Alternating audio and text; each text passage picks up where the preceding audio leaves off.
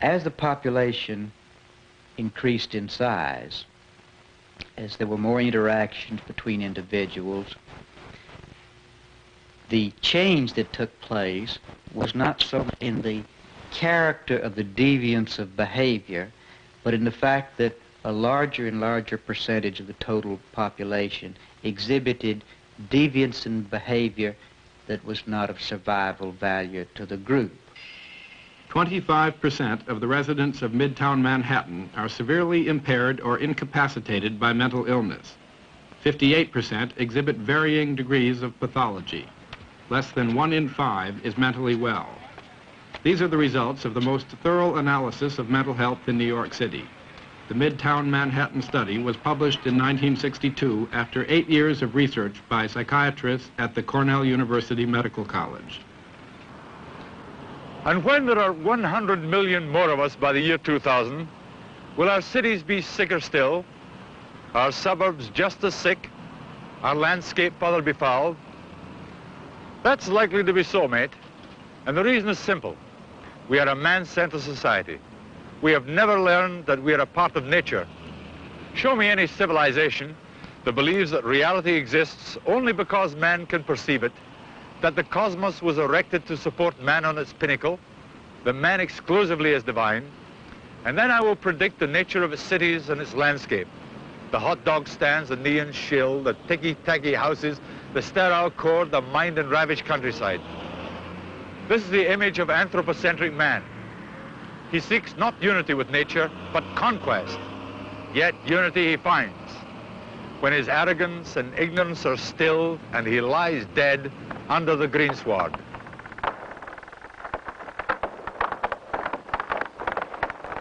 Among us, it is widely believed the world consists solely of a dialogue between men, or men and God, while nature is a faintly decorative backdrop to the human play called progress or profit. If nature receives attention, then it is only for the purpose of conquest or even better exploitation. For the latter not only accomplishes the first objective, but provides a financial reward for the conqueror. We have but one explicit model of the world, and that is built upon economics. The present face of the land of the free is its clearest testimony, even as the gross national product is the proof of its success. Money is our measure, convenience is its cohort, the short term is its span, and the devil may take the hindmost is the morality.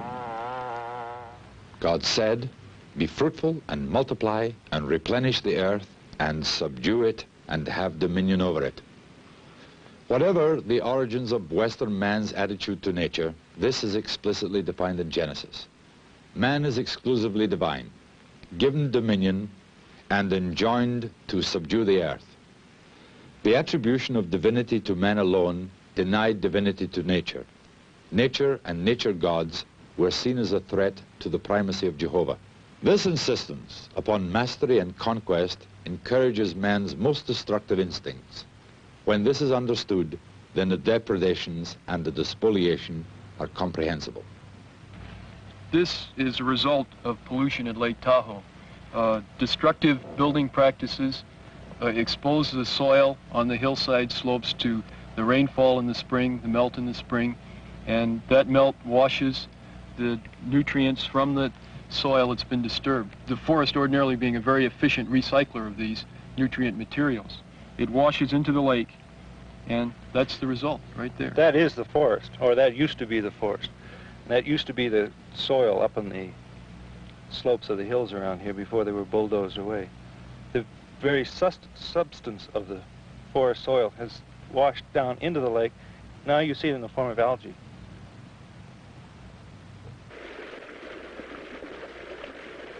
The Indians of the Taos Pueblo in New Mexico have been drinking water from Taos Pueblo Creek for over 700 years. It is not polluted. To them, the creek and all the land surrounding it are sacred. Our heart bleeds, make us sad when we see dead trees, dead flowers, dead grass.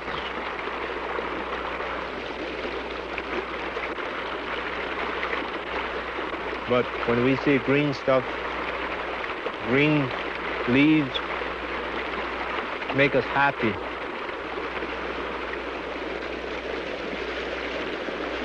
I was born with mountains just behind my home, not quite as beautiful as yours, but still they were very, very beautiful to me. And I think this sense of responding to the mountains and the sky, to the sea, and to trees, forests, birds, and so on was absolutely basic to all people. And it certainly was the view which was widely held, certainly 2,000 years ago in the West, that the people believed that the man and nature were one thing, there was no division, and that acts to nature were sacramental acts, as you believe today. But this tradition has been lost in the West. Judaism believed in one God in whose image was man made, and that man was in fact given dominion over all life and non-life, and he was in fact required to subdue the earth, which is very different from living in it and being of it. Christianity simply absorbed the same stories of Jews, and this attitude of man dominant was incorporated into the whole Western tradition. And by the Middle Ages, you could see this. It was actually visible in the cities, the churches, the gardens, and the landscape. There was a walled church, a walled garden, and a walled city. The inside of the city was the city of godly man, and then inside this was a walled garden. And nature was outside the city. Nature was thought to be bestial and carnal and a temptation to man. The great period of growth, of course, in European history was the Renaissance. And at that point, suddenly men were empowered really to make a profound effect upon the land. And of all the symbols that you can see which reflect that attitude to the land, the garden probably is the clearest, because a garden doesn't really have any particularly important function. It simply is a device by which you can express your attitude to nature. Well, the very epitome of the Renaissance view is represented by Versailles and Vaux-le-Vicomte. Here you have nature laid down like an embroidery pattern. It's the idea of nature as wallpaper, the imposition of a simple Euclidean geometry upon nature. There are these axes, 1.5 miles long, half a mile wide. Nature reduced to a sea of gravel and sand and tractable plants, arranged with cookie shapers. Just so long as you say a beautiful thing and not a metaphysical symbol, you can't complain about it. If you say it's a lovely garden, fine. There's nothing wrong with arranging some plants. But if this is a view of nature, and you assume that you absolutely will make nature in this image, and you're confronted with an entirely new continent, you're a conquistador, you're a conqueror. You come then to the spoil. And so this is what the colonists were. These were men who came believing nature to be hostile, nature is something to be conquered, as we believe space today is to be conquered, or the ocean is to be conquered. And so they came and they accomplished their works by destroying this hostile nature. They cut down forests not because they wanted the timber, they cut it down because they were frightened of the trees. They were frightened of the ghosts within the trees, the evil spirits within the trees. They cut this thing down, they destroyed it. They wanted to make a pastoral image, they wanted to tame nature in order to demonstrate their exclusive divinity and their God-given license to express this domination and subjugation. Now, within all of this, one of the most astonishing things happened.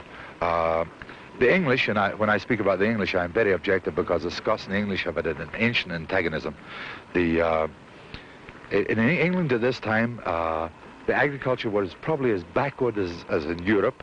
The whole country was denuded of forests, and this was simply a poor, poor, backward country.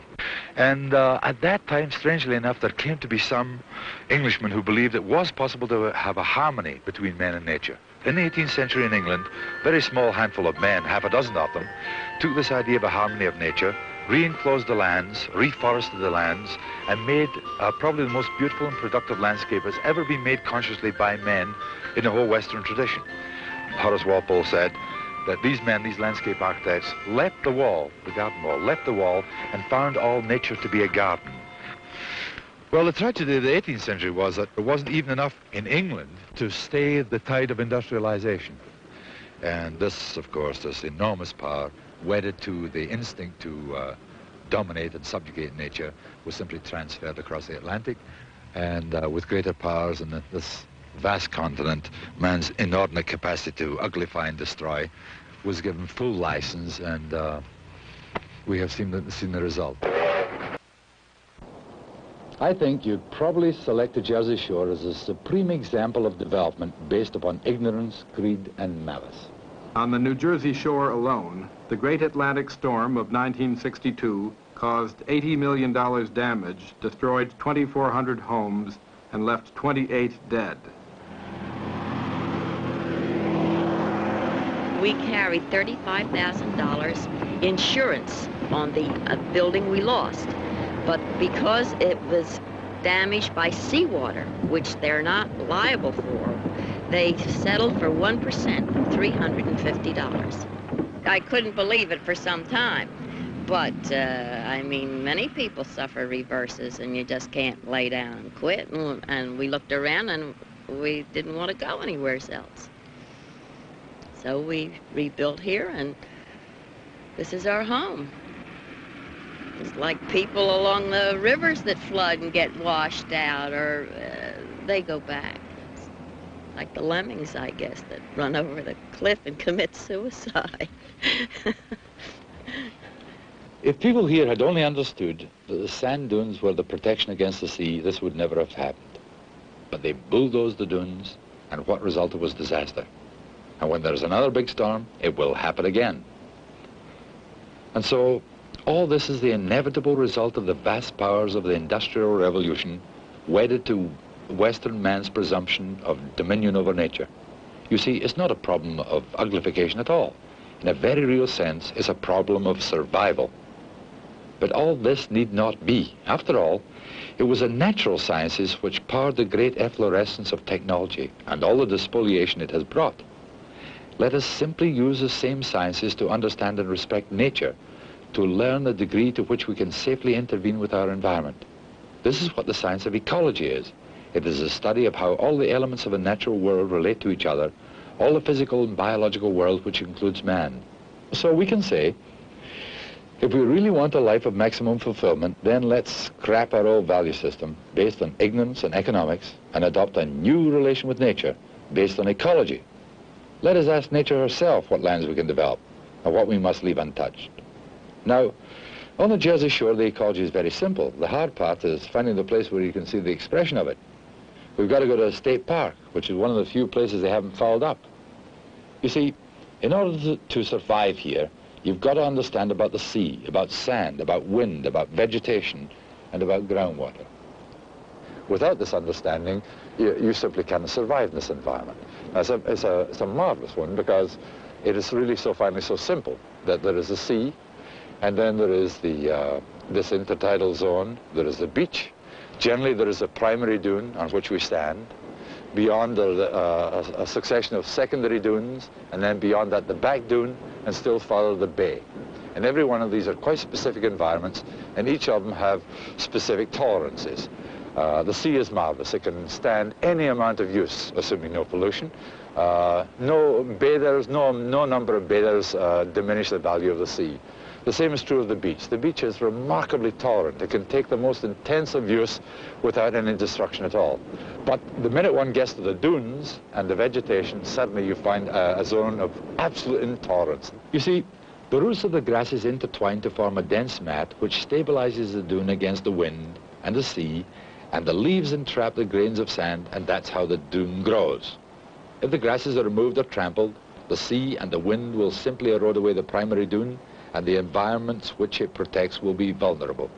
So the dune is intolerant to walking, much less development. Now beyond the dune is a trough, and here limited development might occur. The trough is protected from salinity, wind, and driving sand. Plants can exist here, so the environment is more stable and more tolerant. But if you remove the plants or kill them, it is no longer stable. And the best way to kill them is to remove the groundwater. So that means no shallow wells, only deep wells. And beyond the trough are secondary dunes, which are the secondary defense against the sea, so we leave them alone. But then we come to the back dune, and this is tolerant like the trough, only more so. There is more protection, abundant fresh water, therefore more diverse vegetation, therefore increased stability, and it's furthest removed from storm and floods. So this is where most of the people should live. And beyond the back dune is a bay where we find shellfish and the breeding grounds of fish and wildfowl, and where we shall not dump our garbage. And so here, from this very, very simple ecological understanding, we can see the way in which man can live by the sea and enjoy the special fruits of the edge of the ocean. Now, the tragedy of all this is that it is kindergarten stuff in Holland, where life depends upon the sea, but in this country, this knowledge doesn't reside in the intelligentsia, far less the political process. Well, the Green Spring Valley is only 9 or 10 miles from the City Hall of Baltimore City, and yet we can live out here in the open country where we can just enjoy our own little 2 acres. And when I come home at night, I always drive down the entire length of the valley, although it means extra time and extra distance. The pressures of the world just seem to vanish. Well, the valleys are obviously threatened by the fact that if you look at a map, you'll see that the valley's areas of 70 square miles are sort of in the middle of a V. And there's a radial that goes out this way from Baltimore and a radial that goes out that way. And there's industry here and industry there. And of course, you've got people driving back and forth to get to where they work. Well, ultimately, these pressures are going to go right through the bottom of that V and come right smack out into the middle of the valleys. And I'm afraid that when that happens, if there's no plan, an orderly plan of growth, we're going to lose what we have. And it would be really a tremendous tragedy, because we can accommodate this growth that we have and still retain a tremendous portion of the natural beauty. A population of, I think, 15,000 could reasonably be expected to go to about 80,000 by 1980 and to 110 or 120,000 by the year 2000. And so we have some idea of the dimensions of the problem. The zoning controls which exist at the moment in the 70 square miles, 1 house per acre generally would have been built throughout, and it would have simply inexorably spread its way over the plateau, into the valleys, up the wooded slopes, expunging all of this testimony to 2 centuries of good husbandry, to wise land management, expunged it all and simply replaced it with a ticky-tacky of hot dog stands and gas stations and diners and billboards and sagging wire and split levels and ranchers, a testimony to greed, stupidity, and an inordinate capacity to destroy, and the total atrophy of any creative skills. And this, of course, was their inevitable destiny. Why should they be spared? The rest of Baltimore County has succumbed, just as the rest of the country has, to the horrors of typical suburban development, the same dreadful cycle which begins when farmers find it more profitable to sell land and crops. And about 5 years ago, every subdivider in Baltimore County was eyeing them enviously. It was as if there was a Homestead Act about to be signed, and the whole bloody lot of them were just waiting for somebody to sound a pistol, and they would come into this area and smear it. Already, because of developments like this one, we have lost a great deal of natural beauty in and around our urban areas in California. And they would expunge inexorably every piece of beauty you can see before you. And of course, inevitably, they go to the valleys first, because valleys are remarkably easy to develop. With the least of all possible investments, you can accomplish the greatest vulgarization and the greatest spoliation. You can accomplish the least profits for the least number of people with a maximum social loss. Already, because of developments like this one, and of course many others, worse than this one, California has squandered 1/5 of its prime agricultural land since World War II. Well, it seems to me that you're just suggesting that we substitute one resource for another. The resource, as a matter of fact, is not really agriculture after all. It's land, and we're talking simply about the use to which land should be put. You're suggesting agriculture, I'm suggesting residential development, and we get into a subjective discussion of whether your use is better or mine is better. No, it is not subjective, my friend. Prime agricultural lands are objectively definable, and they are rare. It can take thousands of years for nature to create 1 inch of topsoil, and some continents don't even have any. In a world where millions are starving today and millions more will starve tomorrow, it is the most profound stupidity to sterilize these irreplaceable resources. Let me ask the obvious question then, if not here, where? The question was, there's got to be 110,000 people accommodated in this area of 70 square miles. How do you best develop it? We studied bedrock geology and groundwater resources and physiography, the various streams, the floodplains, and we came to some general conclusions about the degree to which the land, in fact, could absorb growth, welcome growth, and those areas where, in fact, development involved penalties both to the land developer and to society at large. We found that the valleys were coterminous with the most important groundwater resource in the whole Baltimore region. So we could say as a proposition, Unless you want to make dysentery, diarrhea, hepatitis, and cholera a way of life, unless you would like to make your metaphysical symbol toilet paper, then don't develop in the valleys, because clearly this is an inordinate hazard to health. This is a major resource of groundwater for the entire community. And by such development with septic tanks, you will simply pollute all of the wells, and everybody here, of course, uses wells. But of course, there are other ways of developing valleys. You can introduce sewers, but sewers, of course, also lose water, and one can say that modern sewers are only a more advanced technological method by which you can pollute groundwater resources. So we then came to the conclusion that the valleys were, in fact, not propitious for development. So we said, what is the capacity of the wooded slope to absorb development? And we concluded that these forests of this age, this mixed deciduous forest, actually probably could absorb about 1 house per 3 acres and still look like a forest. It wouldn't look like a broken tooth forest. Where then can 110,000 people go? We found that between the valleys there were plateaus, and that the plateaus were inordinately. So we found that there were, of course, no groundwater resources of any importance at all, that floodplains were absent, that there were no soils which were unsuitable for development with septic tanks, and moreover, this area was far and away the easiest of all to serve with sewers. And so we came to the general conclusion that the bulk of development should occur on the plateau. So instead of the idea of having simply diffused suburbanization occurring throughout, we suggested there be areas which were inordinately propitious for communities of different sizes. The valleys would remain in open space in perpetuity, the wooded slopes with very, very low density development, and the bulk of the population located in, I think, 30-odd communities existing in clusters within the forest and the plateau. It is fissured with lakes. It is transected by 3 great rivers, the Mississippi, the Minnesota, and the St. Croix. There isn't any doubt about the value of these. There isn't any doubt about their beauty either. Is it inevitable that they have to attract all the crummiest, dreariest, most disgusting and ugly industries and uses? Do they have to be the inevitable repositories of dumps, garbage, rubbish, you know, the most scabrous industries? Do we have to turn our backsides to rivers? You see, the Seine is a commercial river, and the Seine goes through Paris, and the Seine remains a commercial river through Paris, and the Seine is beautiful through Paris. Almost every land use can exist adjacent to a river in a noble way. But you have to then insist in the first case that the river is noble, and the land use be deferential to the river. There isn't any reason why industry and commerce cannot, in fact, impinge upon the river, but do this with some deference. This pumps 24 hours a day, 7 days a week, and when we're through with it, we'll have a beautiful industrial area of 1,100 acres of land all out of the river from a pipe. This is the type of work we're trying to do to create new dollars, new wealth, new information for St. Paul, to make it a new productive city, to take care of the growth that we see for the 1970s and 1980s.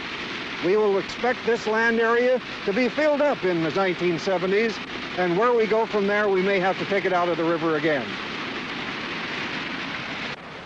I'm sure that one can find sites which are better suited for industry. We determined that lakes in general, and this one in particular, were not suitable for industry. Here, obviously, is a resource being spoiled. Can we start again and ask, where is there a place intrinsically suited for industry, so that we can have the best of both worlds? Lakes for all the delights that lakes can give, and areas best suited for industry. Like most metropolitan areas, Minneapolis and St. Paul have developed with more respect for economics than for nature. But unlike most areas, they have begun to question how they can absorb their future millions without destroying the quality of their environment. In a rare move in urban America, the Twin Cities and 7 counties have formed a metropolitan council to deal with problems which concern the entire region. The council commissioned the first ecological study to be undertaken for a metropolitan area. I have spent years of my life offering my palpitating hearts to various people who couldn't care less. And by and large, you know, the natural instinct is to stamp upon palpitating hearts. So palpitating heartism doesn't get you anywhere at all. It seems to me that one really needs to have 2 things. You want not only be able to say don't, but you also want to be able to say do. To be able to stand up to any developer and say, friend, I know about the last time. Man, you really made a shambles. The house is slid down the hill. You've got a number of them here, and somebody sued you. You know, you don't want that to happen again. And the man says, I certainly don't. You say, well, you just come to me. I'll tell you where. You know, we've got this map.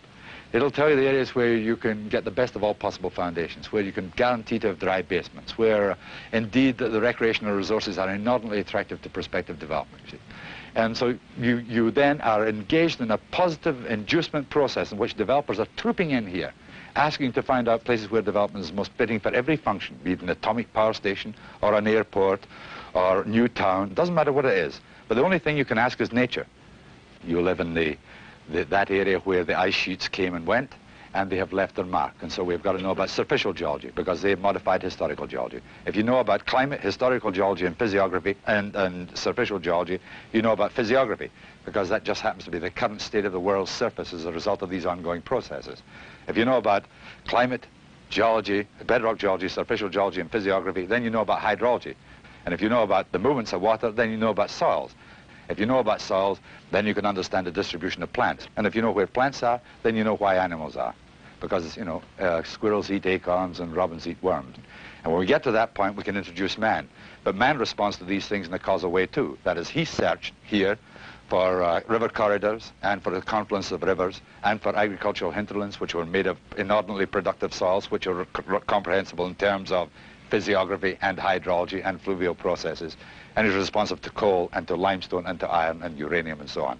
All of which can be understood in terms of the litany of the progression which I have identified. But it's not enough simply to identify it this way. We have to integrate it, and the integrating science, of course, is ecology, which is a study of the interaction of organisms and an environment, which environment includes other organisms. So that's what we did. All this natural process data enabled us to determine the suitability of the land for various prospective uses. For urbanization, we selected favorable conditions of slope and aspect and orientation and foundation conditions and soil drainage and amenity. And we avoided detrimental conditions like floodplains and aquifer recharge areas. And so in various shades of red, we mapped urban suitability in a range of values. For agriculture, we selected conditions of soil, intrinsic productivity, physical properties, soil drainage, slopes, and so on, which represented primary agriculture and a range of values for agriculture in 5 grades. And we mapped this yellow. And we did the same thing for recreation by types, mapped in blue, and for protection, mapped in green. Here we identified all the lands where development would be a hazard to life or limb and the unique natural resources. Now, having identified these individual suitabilities, we had to arrange them in a hierarchy of importance. And we said the category of protection preempts all other land uses. Now, this was judgment. Of course, society doesn't do this at the moment. As I've suggested, the obverse is true. They say, give us a floodplain. We love to build in a floodplain. How else can we get our names in the paper? And so there they get their names in the paper, and they happily accept the proposition of digging the mud out of the basement. So we set aside all these areas which should be protected. We then considered the highest categories of urbanization, of agriculture, and of recreation. And when we superimposed these maps, there were areas which were eminently suited for these particular uses. There was no conflict. We suggested these areas should be reserved for these uses. But there were other areas which were suited for several uses. And the people in the Minneapolis-St. Paul region have to resolve how they can have a creative mix of what land uses they prefer. And after we considered all the primary lands, we simply applied the same procedure to the lands of secondary and lower suitabilities. And so tediously and slowly, we mapped this fantasy. And remember that we didn't know the answer as we proceeded. But finally, we assembled all of this information, and there it was down. All right, so I know it's terribly tedious stuff, but, you know, you bought this, and here it is, and, you know, you have to understand it. Well, I was going to suggest that we do accept your report with gratitude and enthusiasm, Ian, and direct our staff to make further review of this material for us, and then to proceed to make recommendations to this council with regard to the several programs that we have that tie to this. Mr. Chairman, my only requirement is that you accept this wholeheartedly and give your life over to its realization. That's all. The realization of these ideas is not going to be easy. Most people fail to understand that land which deserves protection is best protected by leaving it in its natural state. They tend to think that any open space ought to be developed into parks. When you provide parks, you aren't just acquiring property, you're developing. Well, certainly you're going to have some type of a highway system to these areas. In using equipment to develop the parks, you're building roads, you're cutting down bluffs. Dear God. You see, one day it's going to be possible to store all the information in computers and ask the computer to find any city we dream of.